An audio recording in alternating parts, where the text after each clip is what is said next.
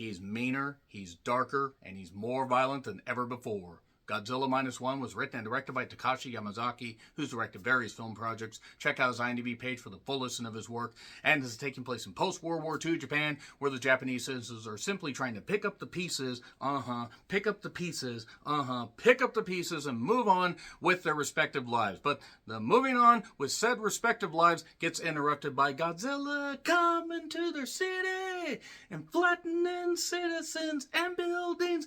Bullets don't hurt him, not even bombs. He can regenerate. What will they do while they run for their lives? The military must decide how to kill Godzilla. And now nobody is watching because of my terrible singing. Terrible singing is what I'm known for, and it's supposed to be entertainment, like the Godzilla movies. The Godzilla movies dating back to the 50s and going through so many incarnations, and Godzilla being a rubber guy in a suit, or a guy in a rubber suit. He could have been a rubber guy in a suit. I'm not really that familiar with his anatomy, but, you know, in the spin-offs with Gamera and Mothra and all that, and the three-headed dragon. Okay, look, full disclosure, I'm not exactly steeped into the lore and the familiarity with all the characters in the Godzilla timeline. So I apologize if I don't remember some of the names here. But I've enjoyed some of the Godzilla movies. The one, you know, the Raymond Burr was spliced into, that's pretty iconic, even if some of the stuff hasn't aged all that well. Probably, arguably, the benchmark for Godzilla movies.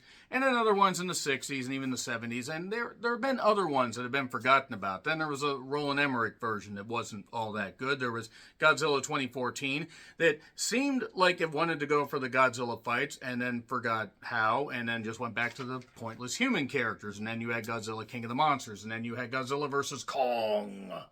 Apparently we're getting a sequel to that. This was more of a return to what the Japanese originally created. Updated, obviously, with beefier special effects and a glossier look and everything, and one of the meanest fucking Godzillas you will ever goddamn see. This ain't your grandfather's Godzilla. This is not a Godzilla that is a friend of children, that will protect citizens and fight other monsters, that will just stop the military, but make sure the citizens are okay and fight against an oppressed system or an evil force. No, this Godzilla will just attack. He will bite, he will throw, he will stomp, he will take any arsenal and keep coming. He don't give a fuck. He doesn't care if you're an animal. He ain't a friend of children. That's for goddamn sure with some parts of this movie. And for PG-13, this was pretty goddamn violent. And as far as, you know, fans of the Godzilla movies, if you are somebody deep into the goddamn lore of Godzilla, go watch this, because this is the kind of movie you've been waiting for. Now, for people that aren't necessarily novices but are mild fans of Godzilla, what did I actually think of this before I dive more into the plot and everything? I fucking loved it. I fucking thought that this is easily one of the best goddamn Godzilla movies I've ever seen. Now, I've only seen a little over half of the live action versions. I've seen clips of like pretty much all of them, but I haven't seen all of them in full. But as far as something that modernizes an old trope, shall we say, or old tropes, this is one of the best goddamn films of the year. This deserved every heap of praise that it got from the critics. It was 1,000% worth watching in theaters. This is something you need to see. I fucking loved it. And as somebody, again, that's not the biggest Godzilla fan, but appreciates the good of the various films, I had a goddamn blast. This movie, before I really get into some of the characters, made me not hate a child character. That is a rarity. That's almost an impossibility because I can't stand children. I always find children incredibly annoying, like that kid from The Mist. Little shit had it coming. I felt bad for the little girl in this. I felt bad for our hero, in quotation marks, shall we say, because he doesn't see himself as a hero, Shikishima, or Koshi. I'm not going to attempt to pronounce the young man's name. I will say that the guy was very good. Very, very, very good. And after he sees Godzilla attack on an island where he was, because he was a pilot, that, we flash forward a little bit and we see they're, trying to repair the cities gradually and everything in the townships. And first they're living in places that have like leaky roofs and there's not a lot of food and they make do. he meets a young lady named Noriko Minani Hambe, who I wanted to at least try to pronounce her name. She really does add a lot of levity to this because she ends up having a child with her, and through there we see the growth of these three particular characters, and there are other characters that are populated through this, and it is a beautifully told story that actually made me cry. I did not think that that was going to be the case, because normally in Godzilla movies, at least I'd say the vast majority, especially the recent offering, the Americanized ones, you don't really care about a lot of the characters at all. I mean, you might care about a couple. This somehow manages to combine monstrous action with Godzilla being violent and destructive and not giving a shit. He's like, oh, you want to shoot me? Boom! And he'll just do that. He will just attack, and he doesn't care. Why is he attacking? Because he's a vicious killer lizard. And there you go. He is, honest to God, this is one of the best goddamn monster movies that I have seen in a while. Is it the best monster movie I've ever seen? Well, I mean, I'd have to really think about that, because that takes in a whole lot of stuff. But this is really, really fucking good, with great layers to the characters. And the thing is, since it's in Japanese with English subtitles, you obviously can't really look at your phone or whatever, or look at anything. You really should be paying attention to the screen unless you speak Japanese, and then you can tell me if the translations were absolute dog shit. In fact, if you speak Japanese and you've seen this, please tell me if the translations were even remotely close. This movie's great. There is a part on island that's really great that sets the tone for it. There's parts on the water that are great. They develop more of the characters coming up with a plan to try and take care of Godzilla when they realize no attacks that they have, launched work, and the leveling of the cities is nice and modernized, yet also has that throwback feel. It has that throwback, yet just, like, holy shit, like, you could watch this, you could appreciate this if you watched the first Godzilla in theaters, and if you did, my God, you have got to be ancient by this point. Even if you were 10 years old when you saw that, that means that you were pushing about 80 at this point, close to it. And it also manages to capture the idea of the citizens still feeling the effects of war, and I mean, those that survived it, those that didn't, and the ghosts of the lost haunt them. There's just a lot of really, really good shit here, and I was encapsulated pretty much from the very beginning. They managed to just do everything correct. I mean, and so many of the characters, like the main hero, he was great. That actor is great. The one that played Tachibana, he was great as well. He has a backstory. And there's also neighbor Sumiko, Sakura Ando. I've seen her in other stuff before. She was great as a neighbor that becomes more involved as time goes on. It's just a beautifully told story, and also with a violent, fire-breathing lizard that destroys and just destroys and just destroys and just keeps doing that and doesn't fucking care. I loved it. I goddamn loved it. I am going to get into spoilers here in a bit, but I'm going to say special effects are great. The music's great. It just manages to get that tone perfect where you think everything's good and oh shit, nobody's safe. Oh, there's stuff going on. My God, for PG-13. So violent, so good, so great. And it's just, he's an unstoppable killing machine, and it's so wonderful to watch and impactful. God, it was impactful. Go watch Godzilla -1. It's fucking tremendous. I'm going to get into spoilers. So yeah, 3, 2, 1, and spoilers. Okay, so on this Odo Island, the beginning, you have Shikishima, again, probably butchering that, I apologize, who is a kamikaze pilot, but he comes back because he says his plane is faulty. It turns out he got a case of the limber tail.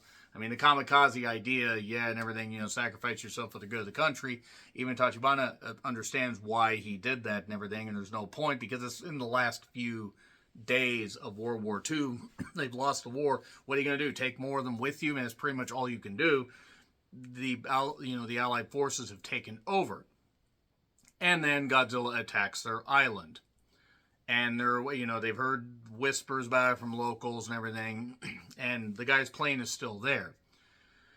Now our hero has a chance to actually potentially save his platoon, or the the people that he's with. Maybe he's not actually his platoon, because I don't think he actually is the general of it.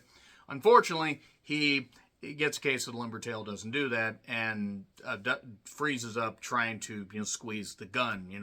I believe it's the bullets are big enough to where it could damage him, but as we find out, Godzilla can regenerate, and that is very impactful in Tachibana.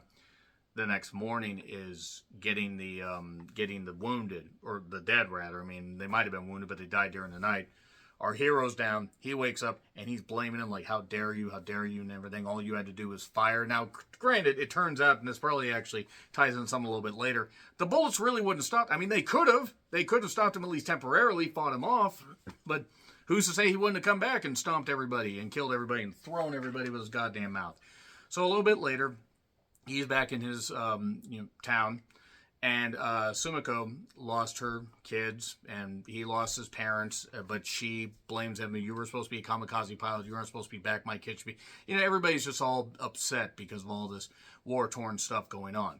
And then Noriko shows up, hands him a baby. The baby's name is Akiko.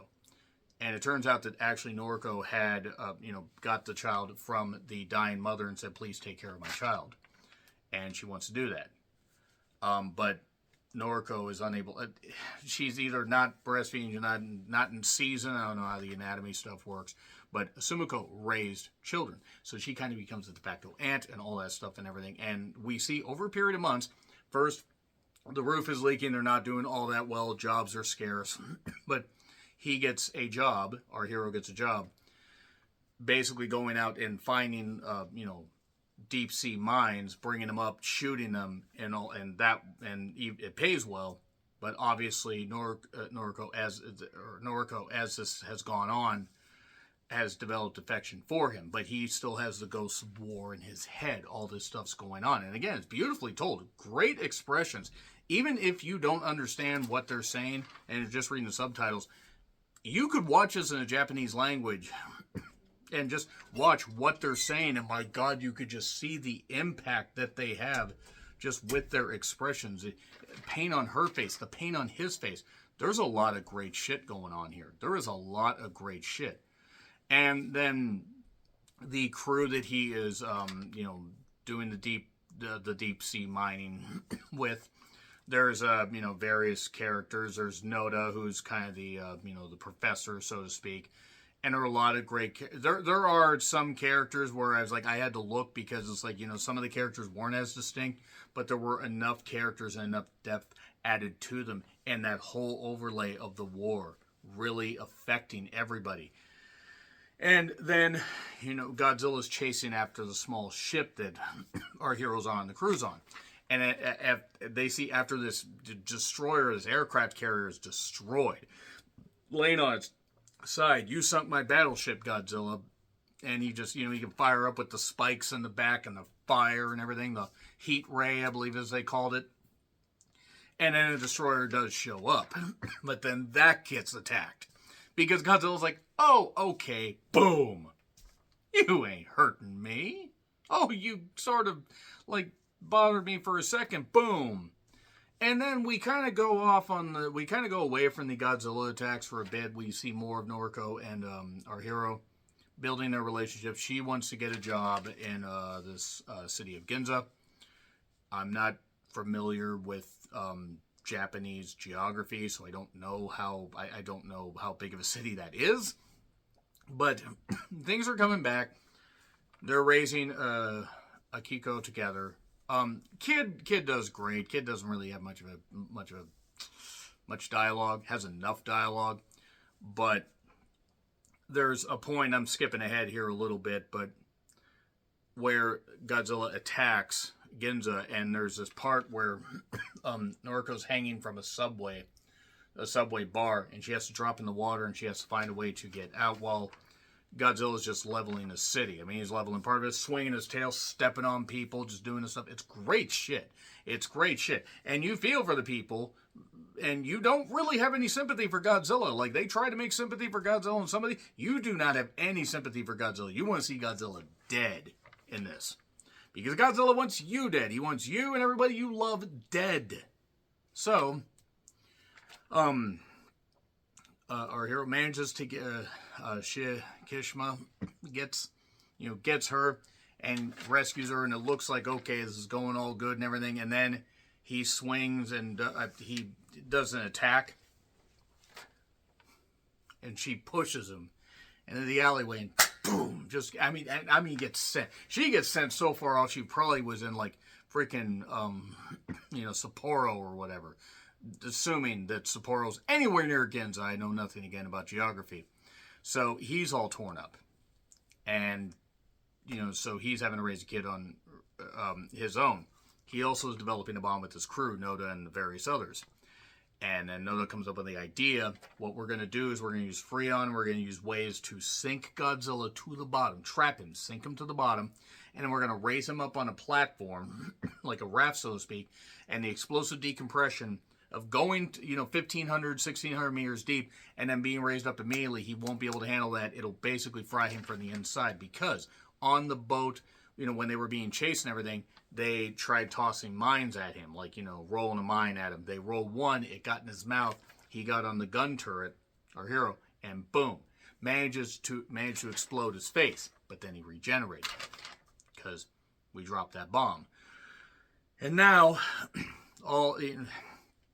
basically the plan is hatched. Some people leave when they announce this meeting and announce this plan, because they're like, they can't do it, but then a lot are like, we have survived war, you know what, we can survive this. And nobody can guarantee safety, but their plan is to take 4 destroyers, wrap it, basically take 2 destroyers and wrap around him, wrap this stuff around him, these cables and everything, trap him, sink him, and raise him up. And also our hero basically comes up with, he's like, wait a second, I heard it with a mine, so let's get a bomb on a plane. Give me a fighter plane. I'm going to make it right. Because he's still haunted by the ghosts of the past. And it's affected his relationship with Noriko. And now as she's gone, he doesn't want to lose Akiko, but he wants her to have a future. Because now this giant stomping lizard isn't going to allow them to have a future. And he wants to make it right. But they need a mechanic to fix this experimental plane. He gets Tachibana, finally. And he angers him by sending him letters saying all this stuff on Odo Island was your fault. So then Tachibana shows up. Actor was great. God, it was great to play him, by the way. And he, kind of beats him up a bit and this kind of stuff. I'm not going to help you. And then he eventually does decide to help him. And he fixes it and everything. Fixes it. They get this bomb. They get these guns and everything. And we see this one part where he's pointing to something. I knew they were tipping it off, and I saw what they were doing. But he points to something, everything, all this stuff in the things, this release for the bomb. Didn't look like it was releasing a bomb right there. And now the idea is he's going to fly that plane in, he's going to blow it up if all else fails. So they hatch the plan, everything. He's got the plane, he's trying to get out of this farmland area into this bay where they're going to sink him down 1,500 meters. So they send the 2 ships out and everything, and boom, Godzilla flattens them. Well, God, their plan is screwed. There was nobody on those ships. While he's charging his attack, he has to charge that heat ray for a little bit. They manage to get it around. They collide the ships together. All this stuff's going on. Boom, boom, boom, boom, boom, boom, boom, boom. And also, meanwhile, Sumiko got a note from our hero with money. Please take care of Akiko. And then she gets a telegram. The instant she got the telegram, I probably should have known what the hell, the very end was going to be. She gets a telegram. She's all surprised. What the fuck? Maybe her kids are alive.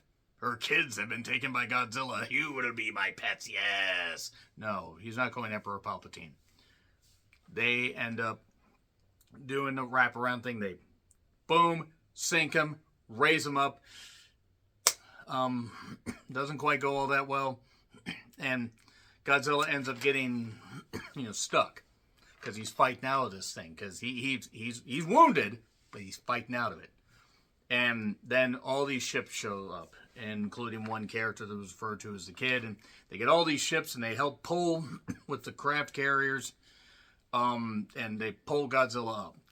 And then Godzilla is like, even though he's frozen a bit, he's charging up his attack. He's getting ready. And then suddenly, here comes our hero, Kishima. And boom, and he flies right in there. And boom. bomb goes up, his head explodes and everything and all that, and that's it. He's finally done his duty. And then we see a parachute. And then we see a flashback. Tachibana said, this is...